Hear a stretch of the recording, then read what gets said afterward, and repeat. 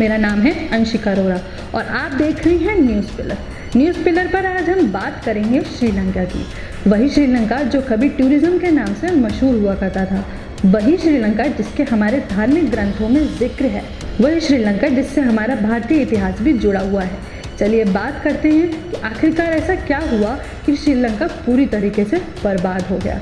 ऐसा क्या हुआ कि आज कोई भी प्रधानमंत्री और राष्ट्रपति बनने को वहाँ तैयार नहीं है और हालात इतने खराब हो गए हैं कि वहाँ आज सेना को मैदान पर उतरना पड़ा।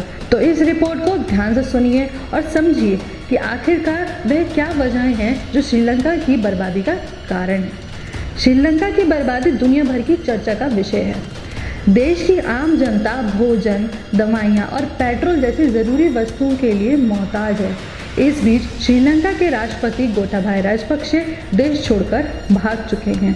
इससे जनता का गुस्सा 7वें आसमान पर है। आखिर क्या वजह रही कि नीले समुद्र के बीच हरे भरे पेड़ पौधों से सजा ये खूबसूरत देश बर्बाद हो गया है, जबकि कुछ साल पहले ये वैश्विक पर्यटकों के लिए जन्नत था। आइए जानते हैं कि श्रीलंका की आर्थिक बर्बादी के मुख्य कारण। राजपक्षे परिवार की गलत नीतियाँ। श्रीलंका के राष्ट्रपति गोटाबाया राजपक्षे और उनके परिवार की गलत नीतियों ने इस टापू के देश को डुबाने का काम किया। राष्ट्रपति राजपक्षे के द्वारा 2019 में टैक्स की बड़ी कटौती की गई, जिससे देश का 1/3 कर सरकार के खजाने से गायब हो गया। इसकी भरपाई नहीं हो पाई और देश आर्थिक संकट में फंसता चला गया। चीन से बेहिसाब कर्ज। चीन से श्रीलंका को बड़े बड़े निर्माण के ठेके मिले। इसके साथ ही चीन ने बड़ी ब्याज दरों पर श्रीलंका को कर्ज दिया। बाद में श्रीलंका चीन समेत दूसरे देशों के कर्ज चुकाने में असमर्थ हुआ। ये भी एक बड़ा कारण बना।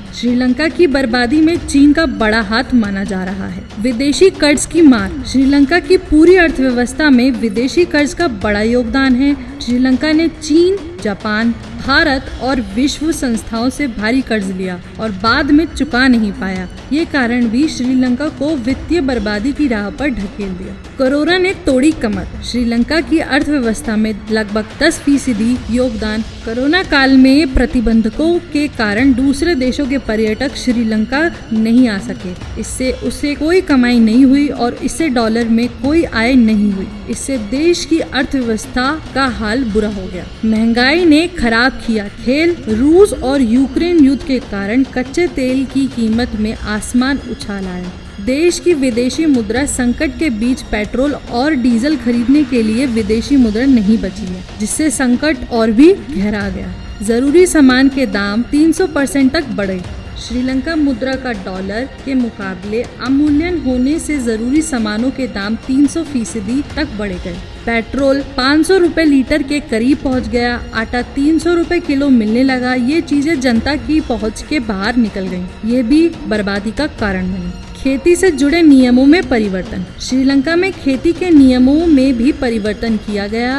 रासायनिक उर्वरकों के इस्तेमाल की जगह ऑर्गेनिक खेती को बढ़ावा दिया गया। इससे चावल की फसल बिल्कुल बर्बाद हो गई। इससे श्रीलंका में रोजमर्रा की वस्तुओं में भयंकर कमी आई। कर्ज का दुरुपयोग। श्रीलंका ने पिछले 1 दशक में विकास के नाम पर भारत, जापान और चीन जैसे देशों से अरबों डॉलर का कर्जा लिया, लेकिन कर्ज विकास की बजाय भ्रष्टाचार की भेंट चढ़ गया। यह भी आर्थिक संकट का कारण बना। गिरता विदेशी मुद्रा भंडार। 2021 के आखिरी तक श्रीलंका का विदेशी मुद्रा भंडार $2.7 बिलियन से घटकर $2.7 मिलियन हो गया था। व्यापारियों को आयात होने वाले माल को खरीदने के लिए विदेशी मुद्रा के स्रोत के कारण संघर्ष करना पड़ा, लेकिन समय रहते इस पर ध्यान नहीं दिया। इससे भी वित्तीय संकट गहराया। भ्रष्टाचार और धन का कुप्रबंधन। अर्थशास्त्रियों का कहना है कि संकट की कई घरेलू वजह रही, जिसमें भ्रष्टाचार और धन का कुप्रबंधन। राजपक्षे परिवार ने सरकारी खजाने का गलत इस्तेमाल किया। अरबों की संपत्ति विदेशों में जमा की। इससे श्रीलंका की अर्थव्यवस्था बुरी तरह डूब गई।